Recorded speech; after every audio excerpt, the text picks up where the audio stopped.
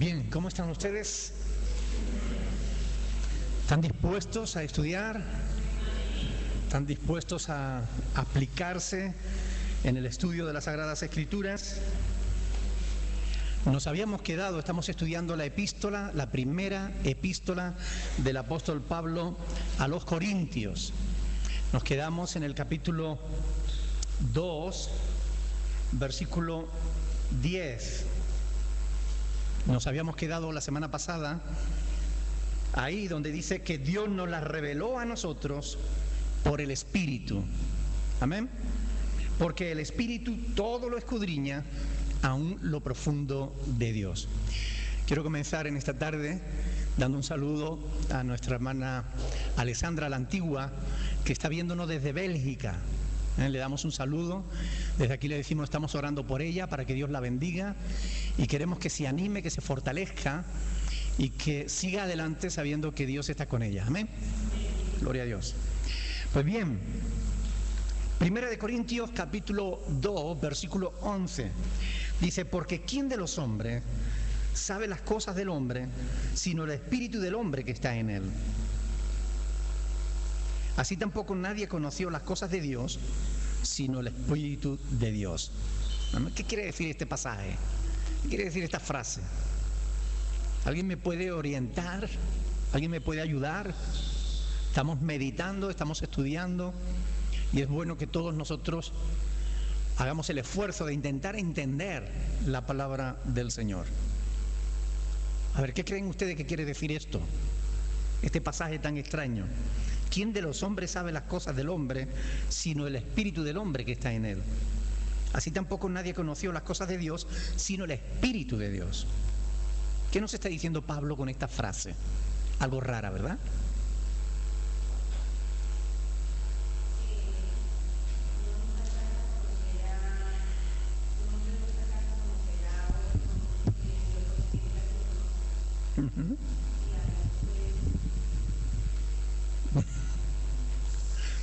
Bueno, ¿alguien más?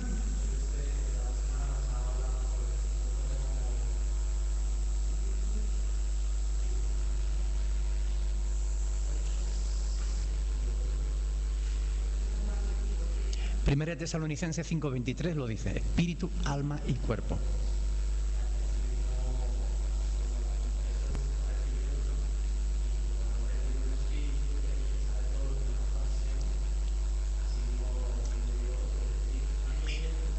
Por ahí van las cosas. Es decir, ¿quién sabe realmente lo que hay en nosotros sino nuestro propio espíritu, verdad? Ahora, si quisiéramos saber las cosas de Dios, ¿a quién tendríamos que acudir?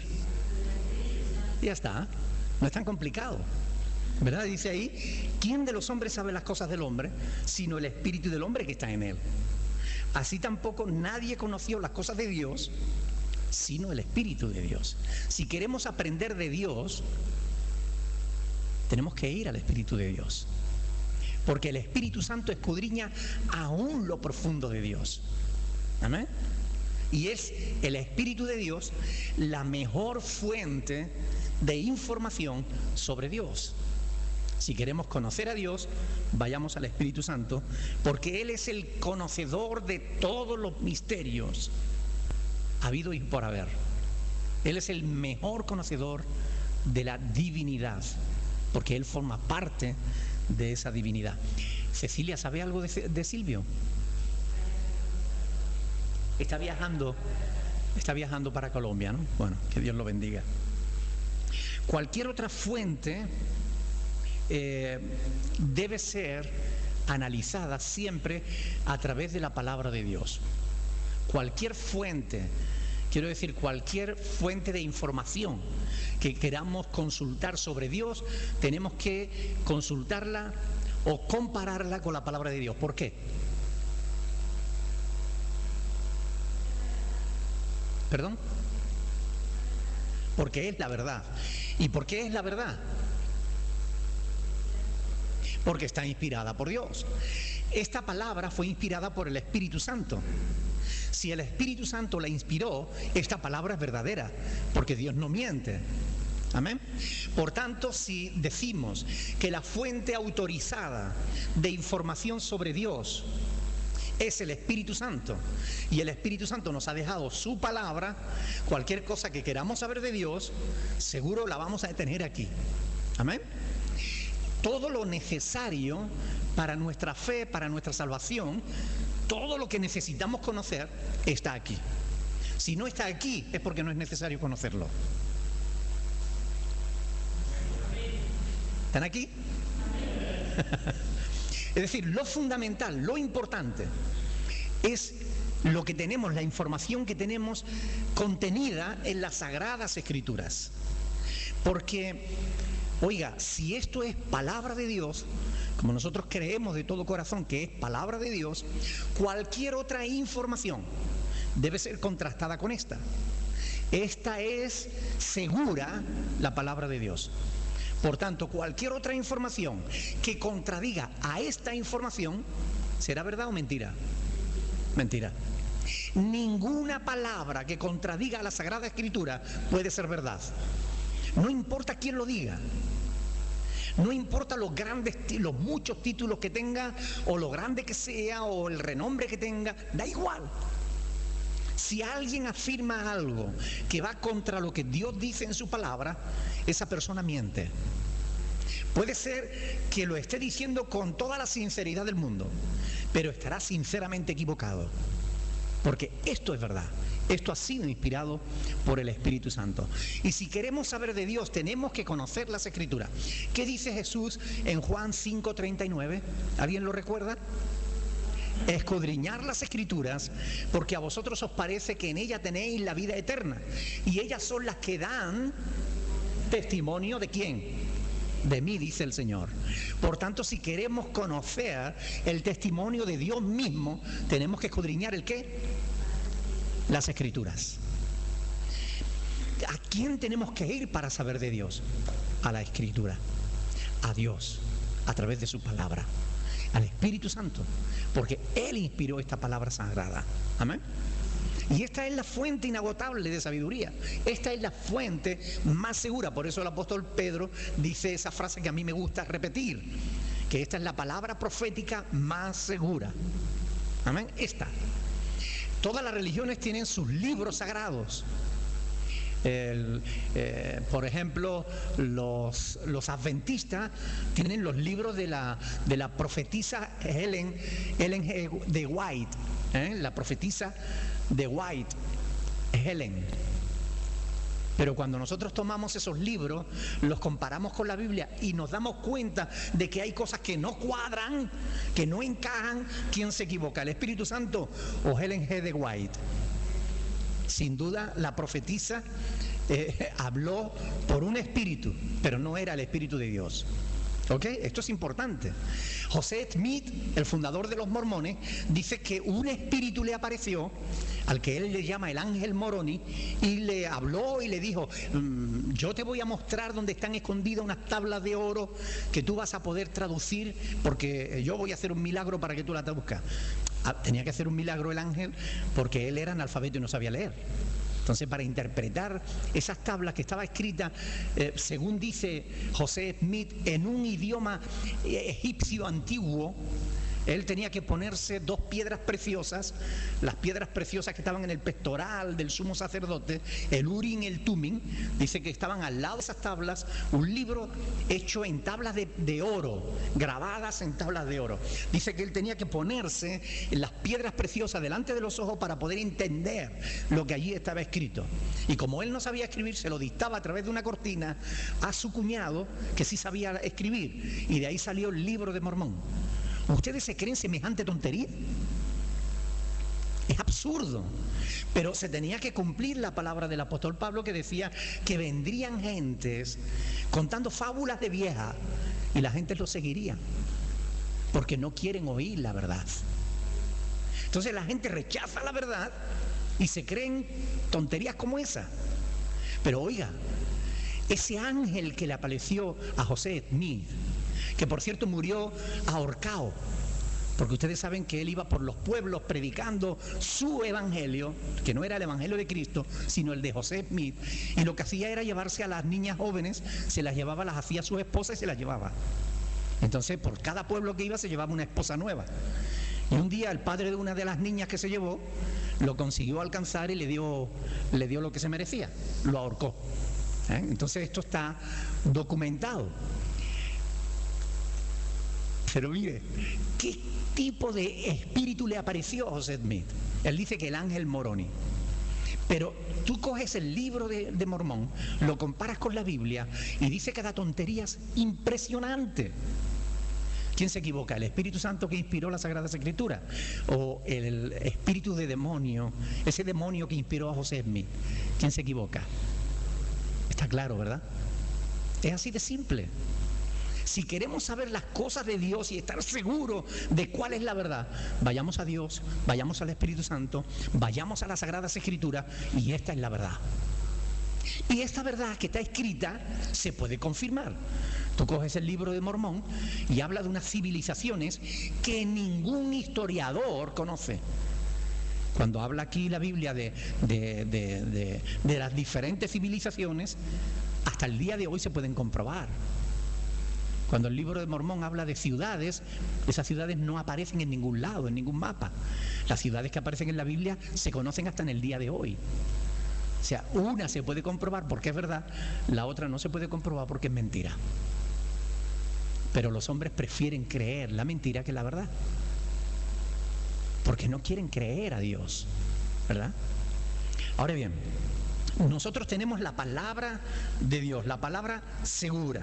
Y aquí se nos está diciendo que si queremos conocer de Dios, el Espíritu Santo es la mejor fuente.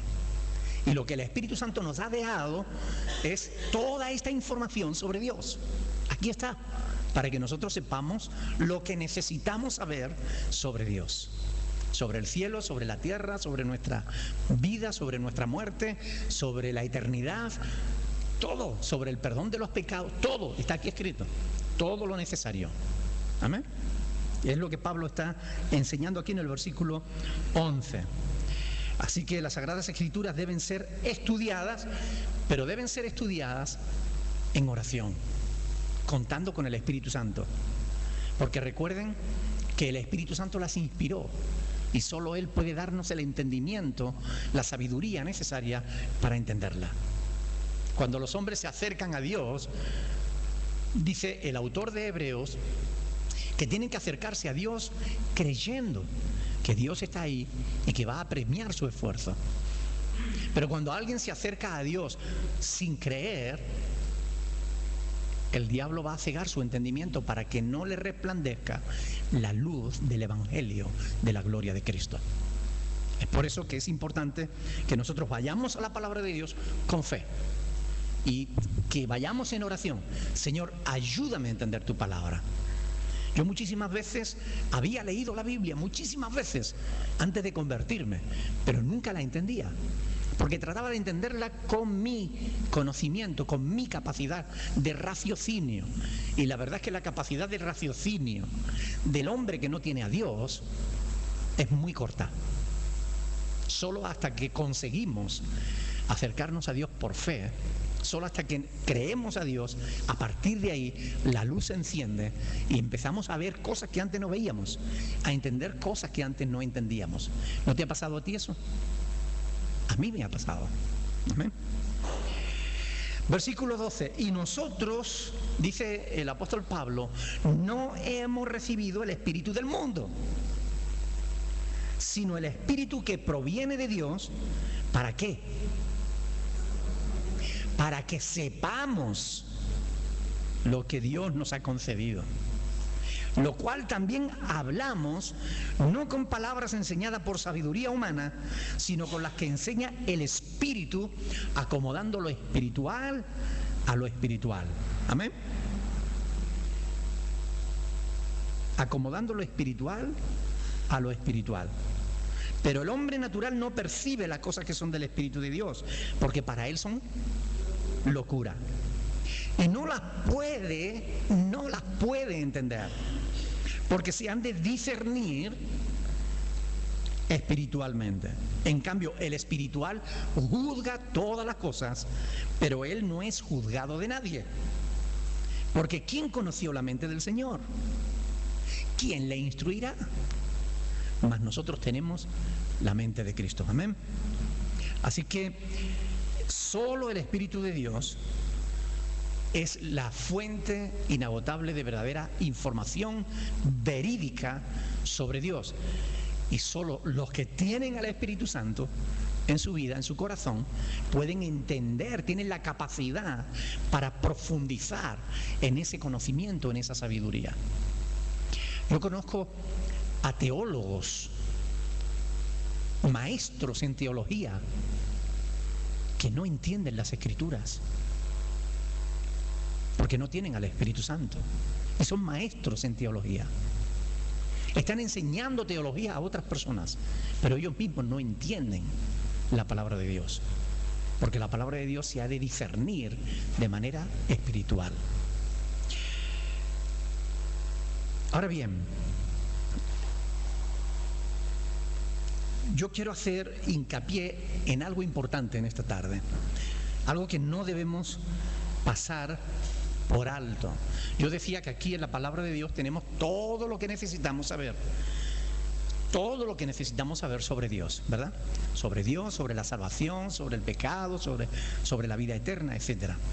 Es decir, todos los misterios que necesitamos conocer ya están revelados en las Sagradas Escrituras. Todos los misterios que necesitábamos conocer ya están revelados en las Sagradas Escrituras. Saben, desde hace unos años para acá, hoy lo veía yo con Abraham, creo que fue hoy en la televisión a mediodía, fugazmente, vi una noticia de que el autor del Código Da Vinci, Dan Brown, hoy era, ¿no?, había escrito un nuevo libro, se llama Inferno, es decir, infierno.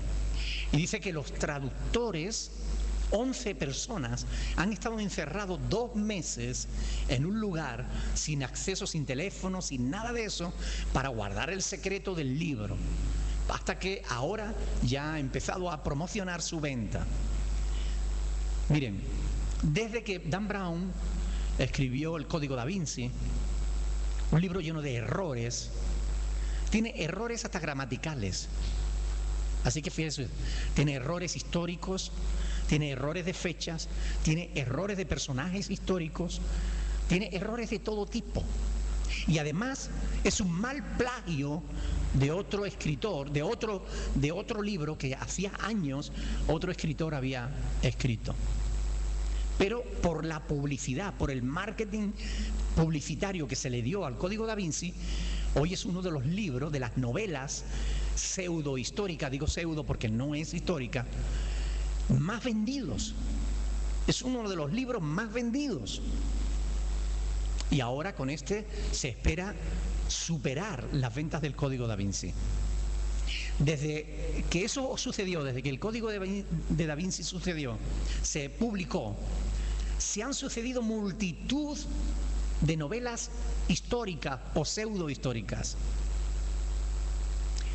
Novelas que hacen hincapié en misterios, en secretos, en claves ocultas, en enigmas que hay que descifrar para alcanzar la riqueza o el poder o la sabiduría de los siglos. Pero miren, todo eso es el intento vano del ser humano de alcanzar un conocimiento que no puede alcanzar bajo ningún concepto, excepto si acude a Dios. El único que tiene respuestas válidas para los grandes interrogantes del ser humano. ¿Quiénes somos? ¿De dónde venimos? ¿Qué hacemos aquí? ¿A dónde vamos? El único que tiene respuesta para esos grandes interrogantes es Dios. Y las ha escrito aquí, y están aquí para el que las quiera conocer. Pero el que las quiera conocer tiene que arrodillarse ante Dios, tiene que reconocer a Dios, tiene que creer a Dios. Y como el hombre no quiere creer a Dios, se inventa sus propias respuestas. Y de ahí salen todos esos libros y novelas que se venden como churros, porque el hombre cualquier tontería que tú le digas se la va a creer antes de creer la verdad. Ahora, la verdad existe. La gente dice, no, cada cual tiene su verdad. Oiga, no. No hay dos verdades contradictorias. No puede. O una de las dos es verdad o la otra es mentira. Pero si decimos, hay un solo Dios verdadero, si eso es verdad, no podemos decir que hay dos dioses verdaderos. Porque entonces son dos verdades que se contradicen. Y no pueden ser las dos verdades. Una tiene que ser verdad y la otra no. ¿Ustedes entienden? Alguien tiene que tener razón. O hay uno o hay dos. ¿Ustedes qué creen? Uno. La Biblia lo dice claro. Yo, Jehová, y fuera de mí no hay otro Dios. Amén. Así está escrito. Ahora bien, las Sagradas Escrituras nos muestran que Dios, la divinidad, está compuesta de tres personas. Y eso nos lo muestra, así como la humanidad está compuesta de muchas personas. Todos los que estamos aquí formamos parte de la humanidad. Javier, ¿tú formas parte de la humanidad? ¿Sí? Zuli, ¿tú formas parte de la humanidad? Todos formamos parte de la humanidad, ¿verdad? Pero somos muchos. Pero participamos de la misma naturaleza. Cuando hablamos de los seres humanos, estamos hablando de nosotros. Tenemos una misma naturaleza. Somos de carne y hueso, pensamos, tenemos una vida, caminamos sobre dos pies, etcétera, etcétera. ¿Cómo es la divinidad? La naturaleza de la divinidad. Solamente tres personas dentro de la divinidad la comparten: el Padre, el Hijo y el Espíritu Santo. Eso es verdad. Hay quien no lo quiere creer, pero oiga, es verdad. Usted puede rechazar la verdad, pero se estará engañando a sí mismo. Verdad solo hay una, y nosotros la tenemos escrita en las Sagradas Escrituras. Esto es verdad. La palabra de Dios es verdad, porque Dios no miente. Amén.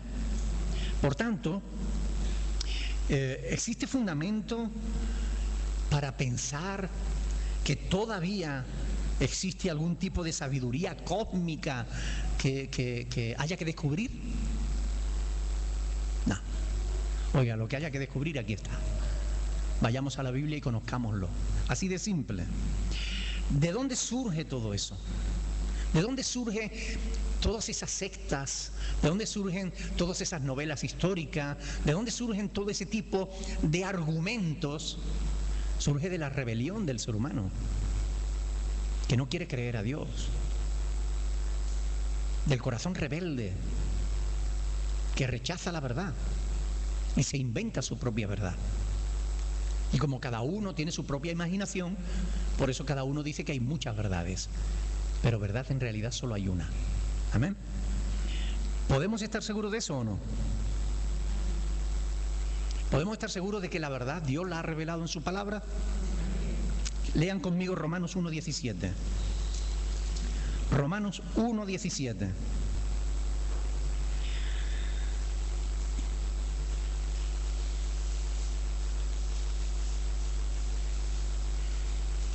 ¿Lo tiene?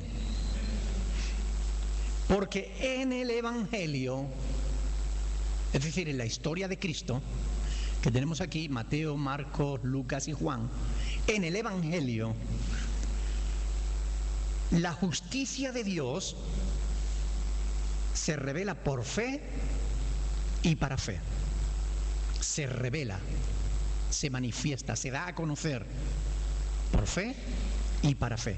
Como está escrito, mas el justo por la fe vivirá. Miren lo que nos dice aquí el apóstol Pablo. Dice que en el Evangelio la justicia de Dios, es decir, hay un Dios. No dice de los dioses, dice la justicia de Dios. Se revela, se manifiesta, se da a conocer. Por medio, dice ahí, por la fe y para fe. Si tú quieres conocer la justicia de Dios, si tú quieres conocer a Dios, solo por fe lo puedes conocer. Es necesario que el que se acerca a Dios crea. Así está escrito. Si tú crees, podrás conocer a Dios. Si no crees, no podrás conocer a Dios. Pero la justicia de Dios se ha manifestado, se ha dado a conocer. ¿Cómo? Por la palabra, por el Evangelio. La palabra da a conocer a Dios y da a conocer su justicia. ¿Amén? ¿Qué quiere decir eso? Esto quiere decir... ¿Qué quiere decir esto? A ver, ayúdenme. Después digo, es que no participan, es que no me hacen preguntas, que no... A ver, ¿qué quiere decir Pablo con esta frase? Con este versículo de Romanos 1:17.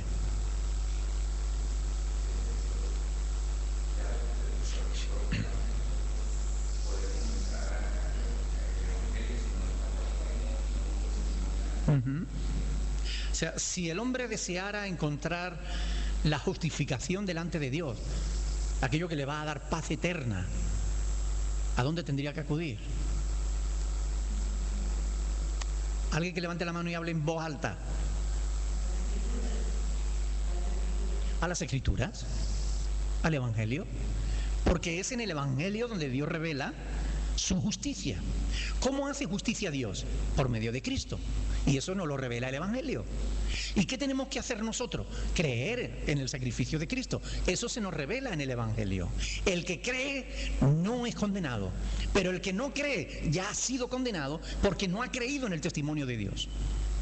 La justicia de Dios, Dios mismo, se revela a través de las Escrituras. Si tú quieres salvarte, tienes que acudir a la Escritura. Si tú quieres tener paz y seguridad eterna, tienes que acudir a las Escrituras. Cualquier cosa que tú necesites saber sobre Dios, sobre su naturaleza, sobre su voluntad, tienes que ir a las Sagradas Escrituras. Porque es la fuente que Dios nos ha dejado de información para que nosotros alcancemos el conocimiento que necesitamos. Amén. Además, otra cosa que quiere decir Pablo con esto es que, oiga, que ya no hay misterios, que ya han sido revelados. La justicia de Dios se revela. Lo que pasa es que hay que tener fe, pero la justicia de Dios se ha revelado. Fíjense en 1 Corintios, volviendo otra vez a 1 Corintios, dice versículo 10, pero Dios no la reveló a nosotros. Ya no hay misterios que descubrir, ya han sido descubiertos, ya han sido manifestados. ¿Por quién? Por el Espíritu Santo. Pero Dios no la reveló a nosotros por el Espíritu. Por tanto, ¿y el Espíritu cómo nos habla? ¿A través de qué? A través de la palabra. Porque esta Escritura es inspirada por Dios. Así lo dice el apóstol Pablo. Toda la Escritura es inspirada por Dios y útil, ¿amén?, a fin de que el hombre de Dios sea enteramente preparado. La Escritura es útil, es inspirada. Cualquiera que te ofrezca conocer una sabiduría oculta, revelarte algún secreto arcano, algún secreto que haya quedado oculto por los siglos y que tú puedes descubrir, dile, mira, los secretos ya están descubiertos. Sobre todo lo que tenga que ver con la salvación de nuestras almas, todo lo que tiene que ver con Dios, con el poder, el verdadero poder, que no es el poder que el hombre puede acumular, sino el poder de Dios.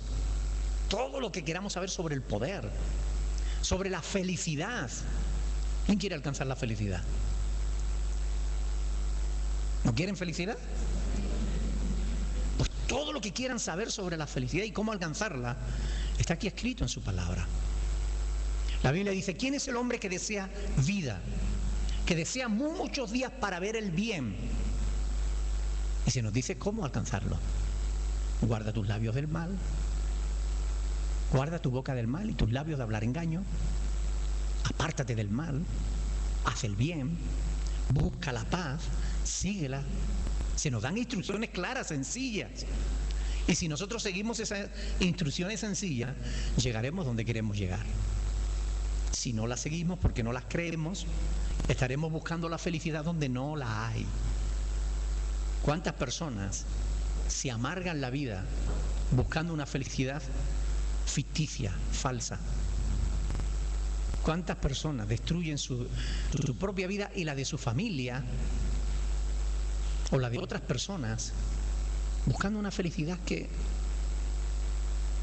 no está fuera, que está en Dios?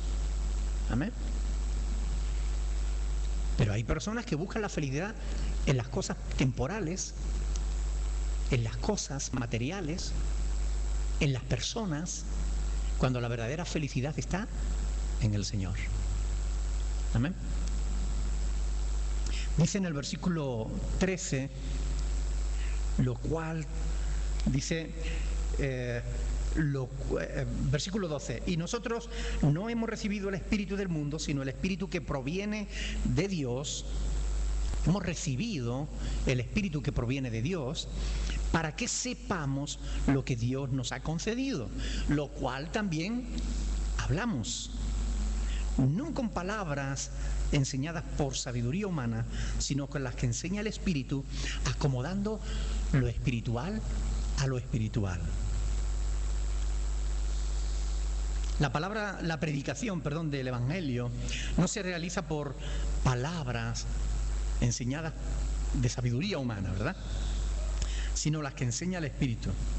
Quiere decir que el verdadero conocimiento de Dios, redunda el apóstol Pablo continuamente, ¿viene de quién? Del Espíritu de Dios. Dios es la fuente de toda sabiduría. Santiago 1:5. Por eso dice, si alguien tiene falta de sabiduría, pídala a ¿quién? A Dios, ¿verdad? Y ahora, ¿qué quiere decir esta frase? Acomodando lo espiritual a lo espiritual. Por favor, ayúdenme. Acomodando lo espiritual a lo espiritual.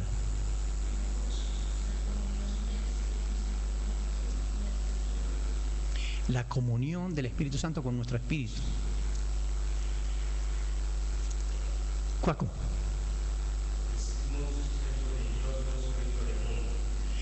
Hemos recibido el Espíritu de Dios, no el Espíritu del mundo. Sí.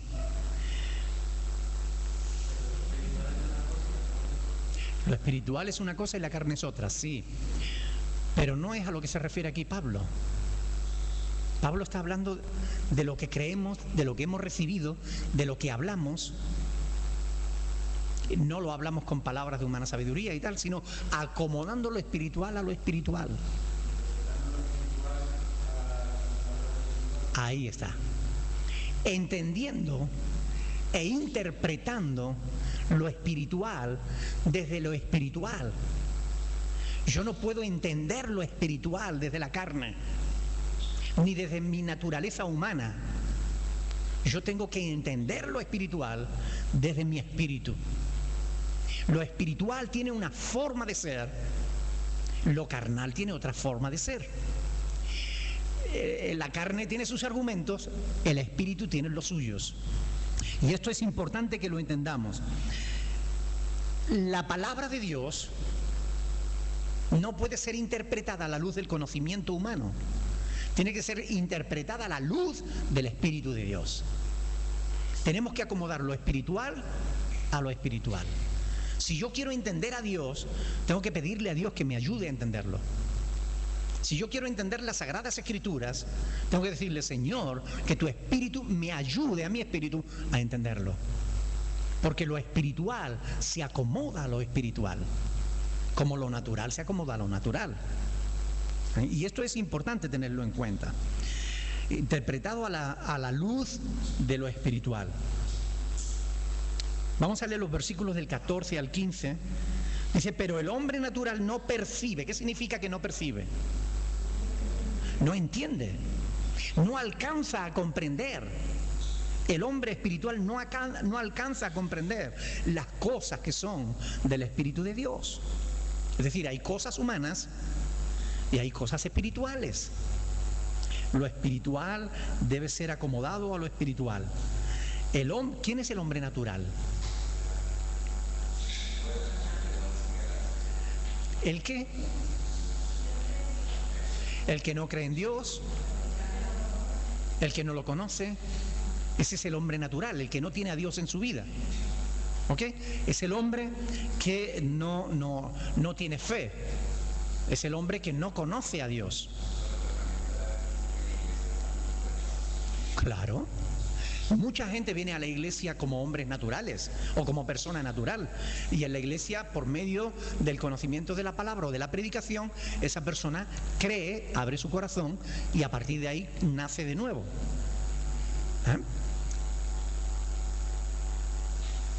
Pero mientras es natural, no entiende.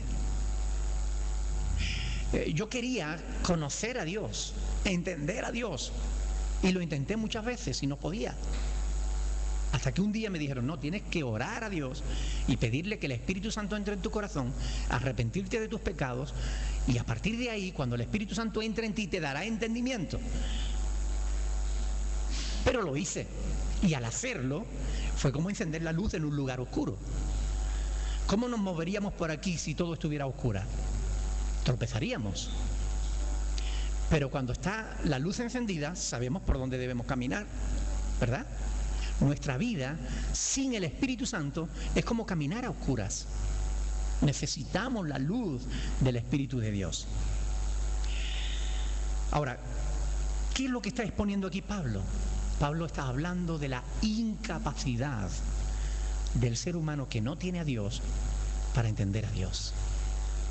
El ser humano que no tiene a Dios, que no cree en Dios, que no tiene al Espíritu Santo, no puede. Fíjese lo que dice, pero el hombre natural no percibe las cosas que son del Espíritu de Dios. ¿Por qué? Porque para él son locura. ¿Pero de qué me estás hablando? De Dios. No, venga, hombre, no me hable de Dios. A mí me va a hablar tú de Dios. ¿Alguien te dijo alguna vez eso? Sí, ¿verdad? La gente no entiende. Si no tienen al Espíritu Santo, si no tienen fe, si no se acercan a Dios intentando conocerle, la gente no cree porque le cuesta entenderlo. Son locuras. Y dice Pablo, porque para él son locuras y no las puede entender. No es que no quiera, es que no puede entenderlas. Una persona que no tiene a Dios no puede entender a Dios. No puede. Y esto es importante tenerlo en cuenta para nosotros cuando estamos hablando con alguien que no tiene a Dios. Si ves que te rechaza, si ves que no cree, si ves que no entiende, no te exasperes. Es que no puede entender. Pero dale la llave. La llave para que esa persona entienda es decirle, mira, tienes que creer. No en mí, sino en Dios. No en mi iglesia, sino en Dios. Tienes que acudir a Dios y decirle, Señor, yo quiero conocerte. Cuando tú abres tu corazón, Dios va a sembrar la semilla de la fe. Y eso te capacitará para poder entender las Sagradas Escrituras y poder conocer a Dios. ¿Amén? No discutas, porque no puede entender lo que tú le dices. Aunque quiera, no, aunque quisiera, no podría. Pero si tú le das la llave, mira, acércate a Dios con fe. Porque sin fe es imposible agradar a Dios. Porque es necesario que el que se acerca a Dios crea que Dios está ahí y que Dios va a premiar el esfuerzo de quien le busca. Amén. Así es. Sin fe es imposible agradar a Dios. ¿Dónde está escrito eso? 11:6. Hebreo 11:6. Muy bien. Nosotros podemos acercarnos a Dios abiertos o cerrados. Podemos entender la diferencia del resultado, ¿cuál será? ¿Verdad? Si alguien se acerca a Dios con su corazón cerrado, ¿cuál será el resultado? No podrá entender, creerá que es una locura, nos rechazará, es normal. Pero si alguien se acerca a Dios con un corazón abierto, ¿cuál será el resultado? Creerá, entenderá y se acercará a Dios, querrá conocer más profundamente a Dios y a partir de ahí su vida cambiará. ¿Eh? Lo hemos visto muchas veces, ¿verdad? Cuando alguien se acerca a Dios abierto y permite que el Espíritu Santo entre en su corazón, su vida cambia. Cambia. Porque ya entiende el mundo desde otra perspectiva. Le cambia lo que los teólogos llaman la cosmovisión. ¿Sabe lo que significa? Que ve todo de una manera diferente. Lo ve todo diferente. Tenemos una visión diferente del mundo, del cosmos. Cosmovisión. Ya aprendieron una palabra nueva.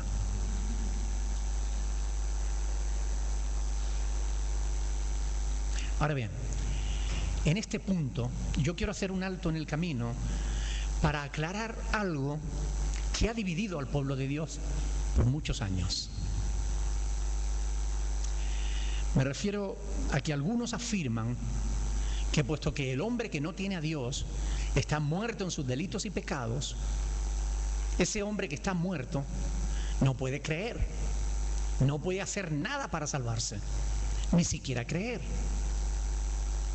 Por tanto, el que cree es porque Dios lo ha destinado para que crea, y el que no cree es porque Dios lo ha condenado para que no crea. Pero eso es lo que dicen algunos.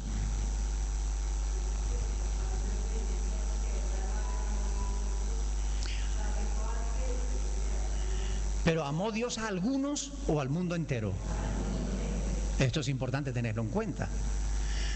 Esta gente que creen eso, dicen que Cristo ni siquiera murió por todos, sino solamente por los escogidos, por los elegidos. Pero la Biblia dice otra cosa, ¿verdad? Entonces es importante tenerlo en cuenta. Vamos a ver Efesios capítulo 2, versículo 1.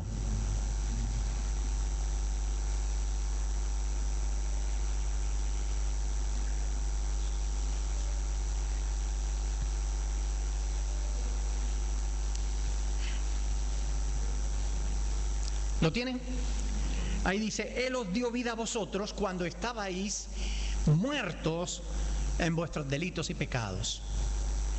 Entonces ellos dicen, ¿ves? El hombre estaba muerto.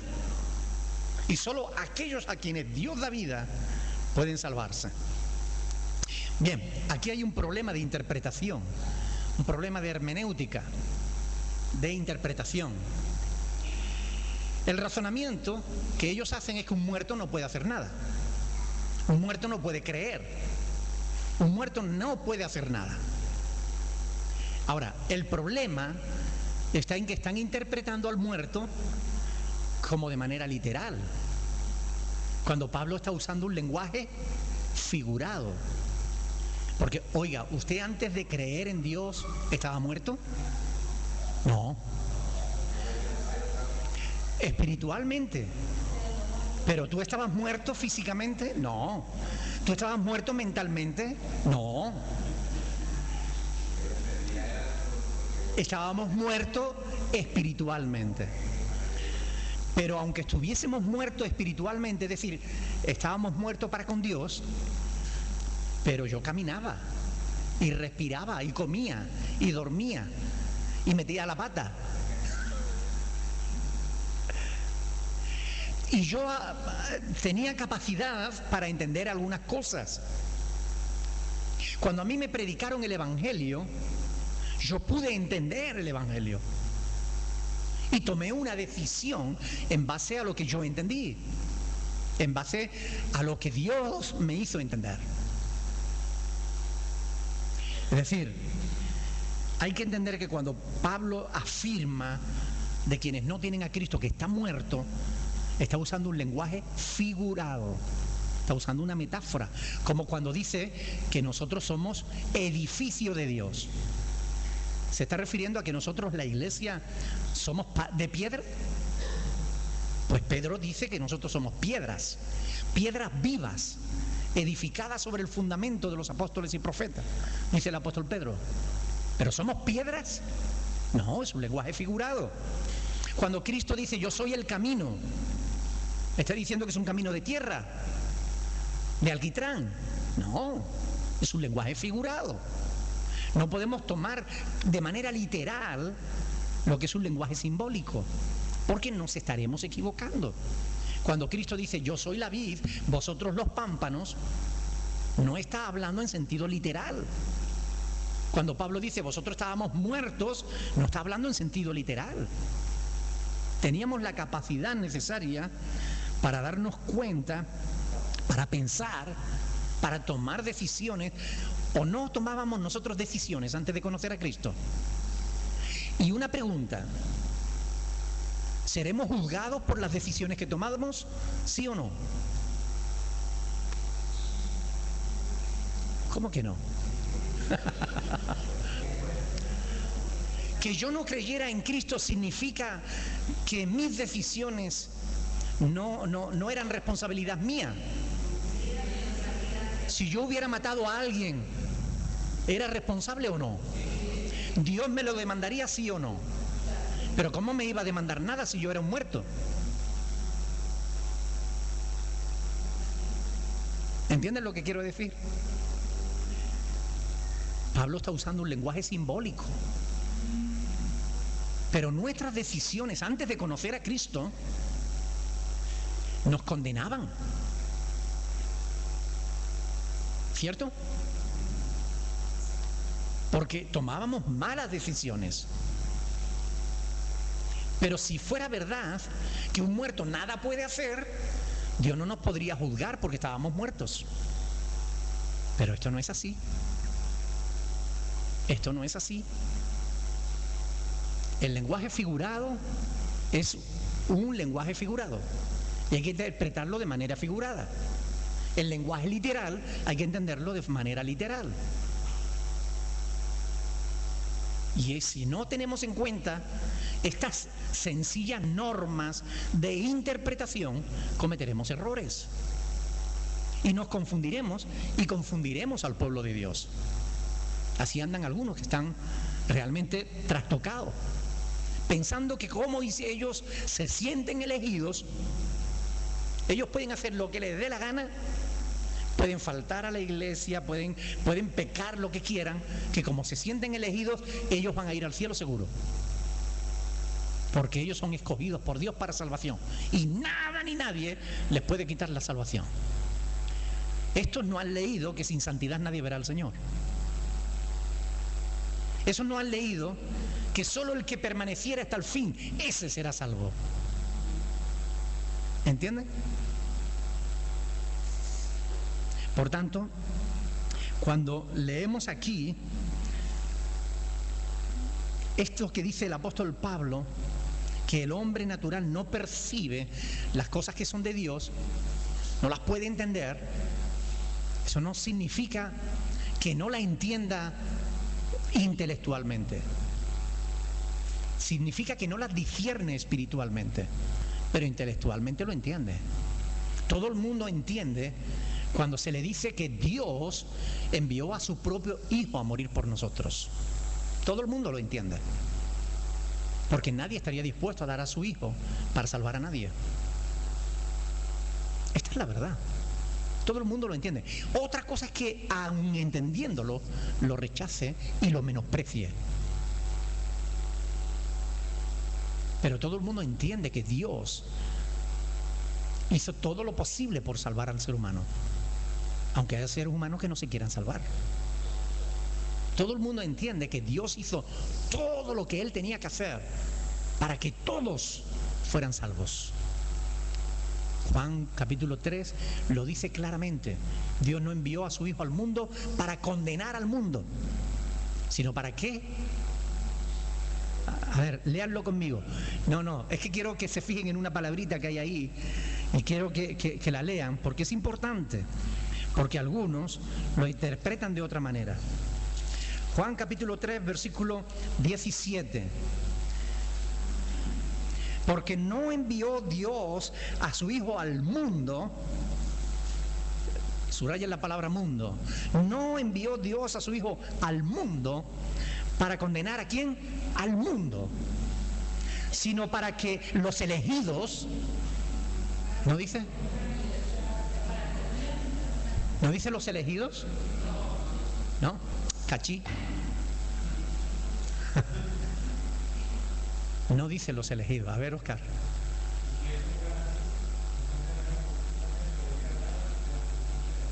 Claro, porque tendríamos que hablar de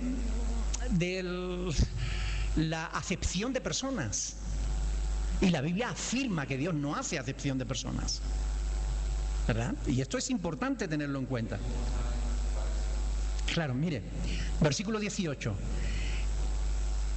El que es escogido por Dios no es condenado. Perdón. A ver, repito. Versículo 18. El que es elegido, ¿no dice eso? El que cree. El que cree. Es nuestra actitud ante la palabra de Dios, ante las buenas nuevas, lo que determina si nos salvamos o nos condenamos. Es nuestra actitud. Dios pone delante de ti la salvación y te dice, sálvate. Pero es tu actitud ante el ofrecimiento, ante el regalo de Dios, lo que te salva o te condena. Si tú aprecias el regalo, te salvas. Si lo menosprecias, te condenas, porque no has querido creer. A ver, leámoslo. El que en él cree no es condenado, pero el que no cree ya ha sido condenado. ¿Por qué? Porque no ha creído en el nombre del unigénito Hijo de Dios. Y esta es la condenación, que la luz vino al mundo y los hombres, ¿qué hicieron los hombres? No es posible. No es posible, porque si estaban muertos no podían amar nada. ¿Ustedes entienden? ¿O no entienden?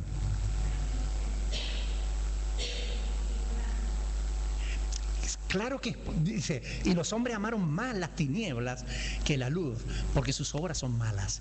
Si el lenguaje de Pablo fuera literal en Efesios, que estábamos muertos de manera literal, no podríamos amar las tinieblas, no podríamos decidir creer, no podríamos blasfemar, ni podríamos haber pecado contra Dios. Estábamos muertos, y el muerto nada hace, dicen ellos, ¿verdad?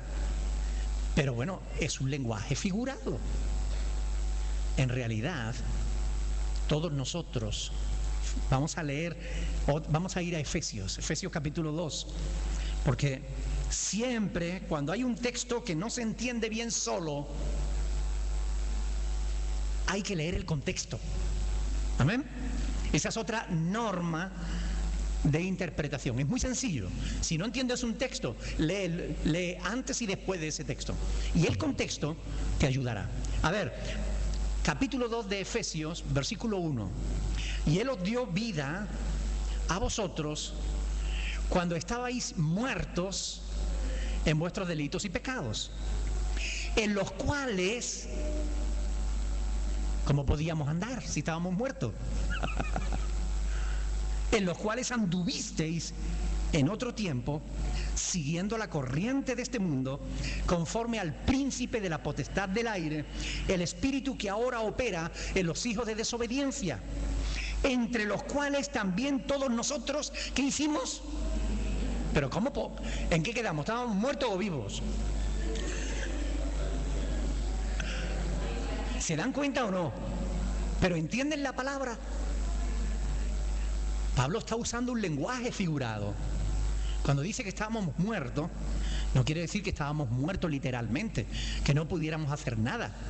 Estábamos vivos, tan vivos que hacíamos lo que nos daba la gana, entre los cuales también todos nosotros vivimos en otro tiempo en los deseos de nuestra carne, haciendo la voluntad de nuestra carne y de los pensamientos. O sea, pensábamos y éramos por naturaleza hijos de ira, lo mismo que los demás.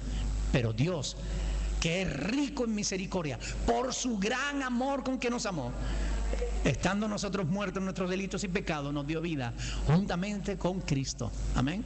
Y por gracia somos salvos. Es verdad que la salvación es por gracia. No podemos arrojarnos ningún mérito, ni siquiera el mérito de decir, es que yo escogí salvarme. Oiga, no, eso no es mérito. El mérito es de Dios, que me ofreció la salvación. Yo lo único que hice fue aceptar el regalo. Pero cuando yo te ofrezco un regalo y tú lo aceptas, ¿tú estás aportando algo al regalo?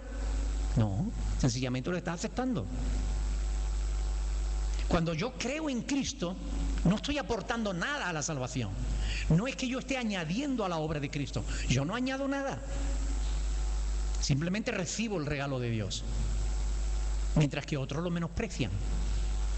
Eso es lo que hace la diferencia entre el que cree y el que no cree. La diferencia entre el que se salva y el que se condena. Nuestra actitud. Si aprecias lo que Dios te ofrece o lo menosprecias. Por esto quería aclarar este asunto, porque no es cierto que Cristo murió por unos pocos. Eso es mentira. Los que dicen eso, dicen que la palabra todos no se refiere a todos, sino solamente a los escogidos. Eso es mentira también. Lean conmigo en 2 de Corintios, capítulo 5. 2 de Corintios, capítulo 5. Versículo 14,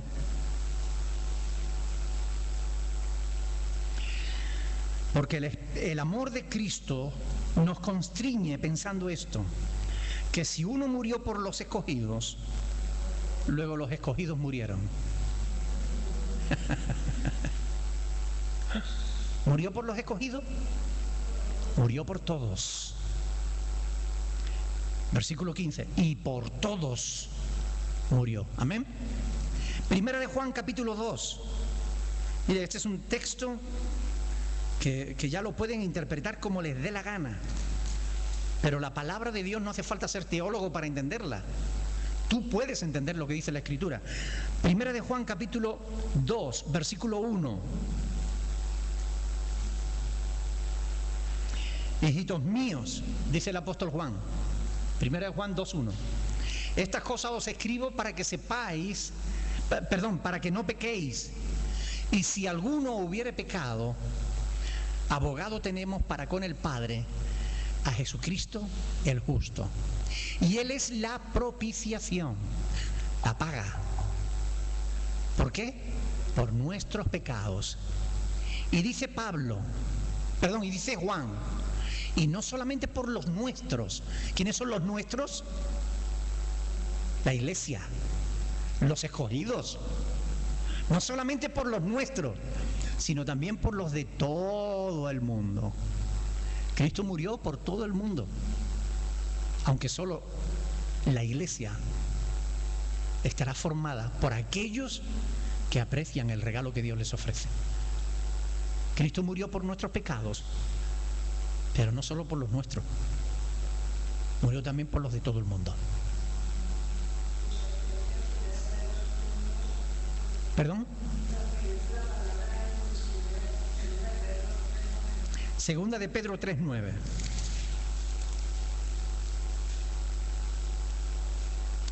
El Señor no retarda su promesa, según algunos la tienen por tardanza, sino que es paciente para con todos, no solo para con los elegidos. Amén. Es con todos, no queriendo que ninguno perezca, sino que todos procedan al arrepentimiento. Es paciente para con nosotros, los que ya hemos creído, no queriendo que ninguno perezca, sino que todos, aun los que no han creído, procedan al arrepentimiento. Por eso el Señor no ha venido ya, porque está esperando que algunos crean. Amén. Es un gran demostración del amor de Dios, ¿no? Dios nos da a escoger, nosotros decidimos. ¿Recuerdan Deuteronomio 30:15 cuando dice que pongo delante de ti la vida y la muerte? Escoge. O en Juan 3:16 cuando dice, de tal manera amó Dios al mundo que ha dado a su Hijo unigénito para que todo aquel, y esa frase quiere decir, para que el que le dé la gana, para que todo el que quiera sea salvo. Y esto es el Evangelio, esto es la verdad. Algunos están empeñados en hacer a Dios diferente a lo que Él es. Dios es un Dios de amor. ama a todos. De tal manera amó Dios al mundo. Y la palabra mundo no es los escogidos, no se refiere a los elegidos. De tal manera amó Dios al mundo, que ha dado a su Hijo unigénito. ¿Por quién? Por el mundo. ¿Para qué? Para que el mundo se salve. Está clarísimo. Los reformados se equivocan. Efesios capítulo 1. Vamos al meollo de la cuestión. Aquí está el texto que a ellos les encanta. Efesios capítulo 1. Versículo 11. En él, asimismo tuvimos, está hablando de los creyentes, tuvimos herencia, habiendo sido predestinados, es decir, destinados de antemano, conforme al propósito del que hace todas las cosas según el designio de su voluntad, es decir, según Dios como le da la gana. ¿Ok? A fin de que seamos para alabanza de su gloria, nosotros los que primeramente esperábamos en Cristo. Es decir, ahí se está hablando de predestinación. Fíjese, versículo también, versículo 4. Según nos escogió en él antes de la fundación del mundo, para que fuésemos santos y sin mancha delante de él. Aquí los reformados dicen, ve, Dios nos escogió en amor, habiéndonos predestinados para ser adoptados hijos suyos por medio de Jesucristo, por el puro afecto de su voluntad, no por nuestra elección. A ellos les encanta este pasaje, porque ellos creen que le da la razón. Pero como siempre digo, el contexto. ¿A quién está hablando Pablo ahí? Versículo 12 dice, a fin de que seamos para alabanza de su gloria, nosotros, los que primeramente esperábamos en Cristo. ¿A quién se está refiriendo con ese nosotros? No, a la iglesia no. A Israel, a los judíos. Nosotros, los que primeramente esperábamos en Cristo. Dice, en él también vosotros. ¿De quién está hablando ahora con ese vosotros? Los gentiles que hemos creído. Vosotros, habiendo, escuchen bien, este es el proceso, habiendo oído la palabra de verdad, el evangelio de vuestra salvación, y habiendo creído en él, fuisteis sellados con el espíritu de la promesa. Es decir, ¿cómo nos salvamos? Oyendo, creyendo y recibiendo. El contexto de este pasaje que habla de elección, que habla de que hemos sido predestinados y tal. Sí, Señor. Fuimos predestinados desde antes de los tiempos para la salvación. Ahora les voy a hacer una pregunta. ¿Quiénes fueron destinados para la salvación? Solo los escogidos. ¿Y cómo sostenemos eso bíblicamente? Que Dios había predestinado a todos los hombres para la salvación. ¿Cómo? A ver, ¿qué palabra? A ver, Carmen.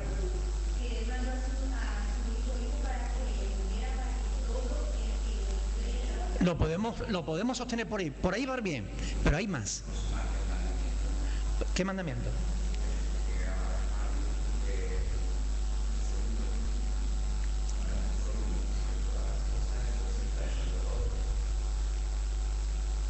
No. A ver, ¿cómo podemos demostrar bíblicamente que Dios predestinó a todos los hombres para la salvación? Juan 3:16 podría servir, pero otro que lo diga más claro. A ver, un momentito. Primero Cecilia. Sí, pero ¿cómo lo demostramos bíblicamente? A ver, Ofelia. Perteneciendo al... No. A ver. ¿Cómo? Sí, pero es que escuchen bien la pregunta, si no, no pueden buscar las respuestas adecuadas. Segunda de Tesalonicenses 2:13, vamos a ir allí.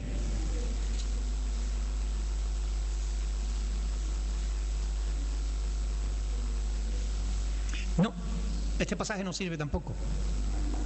Porque aquí está diciendo, pero nosotros debemos dar siempre gracias a Dios respecto de vosotros, hermanos amados, de que el Señor os haya escogido desde el principio para salvación. Está hablando de los creyentes, no.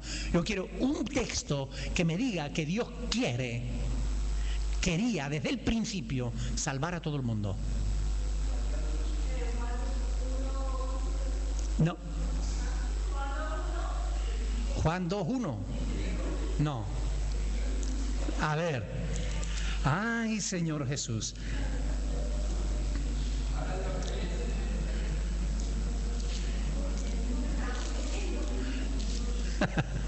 A ver, Primera de Timoteo capítulo 2. Primera de Timoteo capítulo 2. Versículo 4. El cual quiere que todos los hombres, y la palabra hombre es genérica, en el original quiere decir que todas las personas, ¿qué pase? Sean salvas y vengan al conocimiento de la verdad. Dios predestinó a todos los hombres para la salvación. Dios escogió a todos los hombres para la salvación. Pero no todos los hombres quieren salvarse, porque no todos los hombres creen a Dios. No todas las personas toman la decisión de obedecer a Dios. Cuando Jesús está diciendo en Mateo capítulo 7, del 13 al 14, que hay un camino ancho que va a la perdición y uno estrecho que lleva a la vida eterna, ¿qué nos está diciendo con eso? ¿Que el que está condenado y no se puede salvar? ¿Que el que está salvo y no se puede condenar? Cada cual escoge el camino que quiere seguir. Cada cual escoge su camino. Dios quiere salvar a todo el mundo, pero Dios ha querido que el ser humano tenga libertad para escoger si quiere o no quiere salvarse. Y cada ser humano, dependiendo de su actitud para con la palabra de Dios, se salvará o se condenará. Y si alguien se salva, no se salvará porque haya hecho grandes obras. Se salvará porque creyó a Dios, que le ofreció la salvación gratuitamente por fe en Jesús. Y si alguien se condena, no se condenará porque Dios lo haya condenado, sino porque no ha querido creer a Dios. C.S. Lewis, el autor de Crónicas de Narnia, decía: el infierno tiene una puerta cuyo pomo está por dentro. La puerta del infierno se cierra por dentro. El que se encierra allí lo hace voluntariamente. Dios no quiere que ninguno perezca, sino que todos procedan al arrepentimiento. Así está escrito. El cual no quiere que ninguno perezca, sino que todos procedan al arrepentimiento. Ese sí servía. ¿Ustedes se dan cuenta de esto? No es que el hombre natural no pueda salvarse de ninguna manera. El hombre a sí mismo no se puede salvar. La única forma en que el ser humano se puede salvar es agarrándose de la mano de Dios. Dios es el Salvador.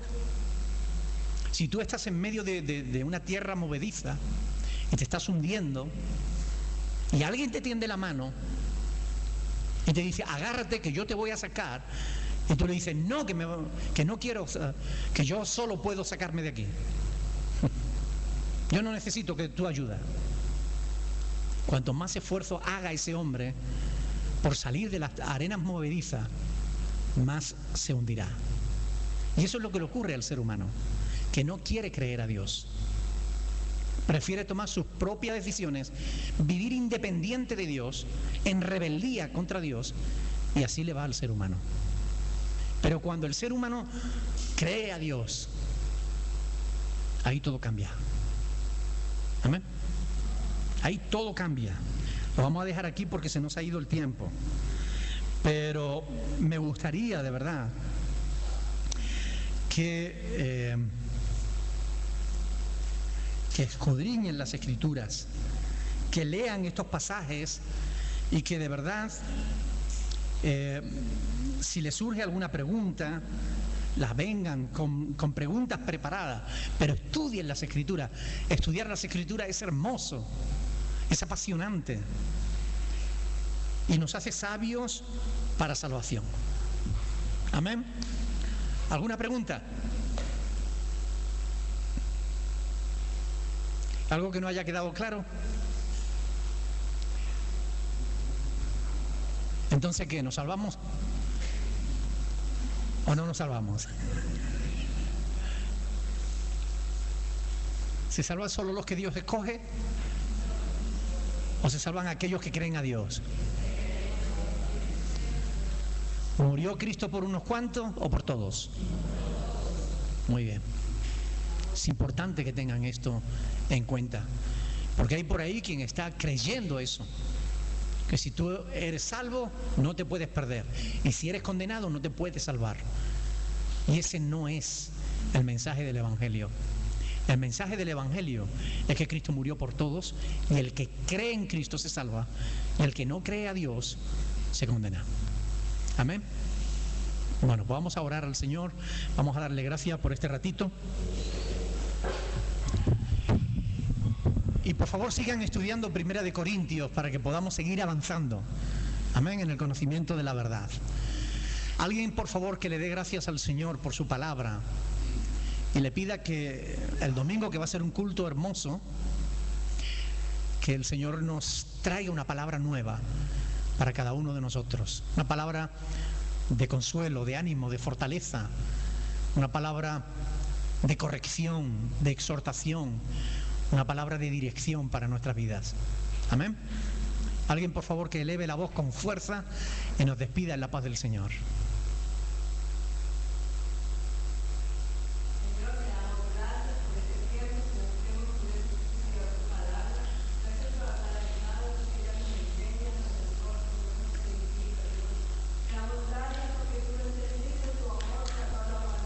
Gracias, Señor.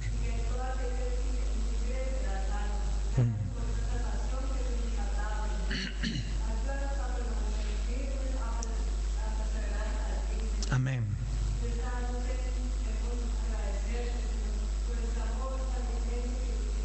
Sí, Señor.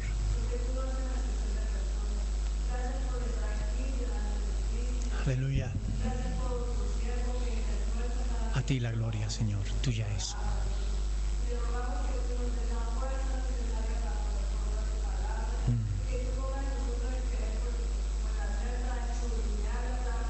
Sí, Señor.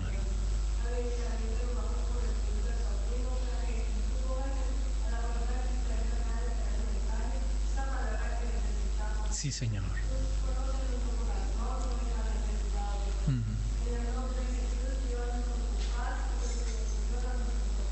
Amén, Padre. Amén. Dios le bendiga, mis hermanos. Mañana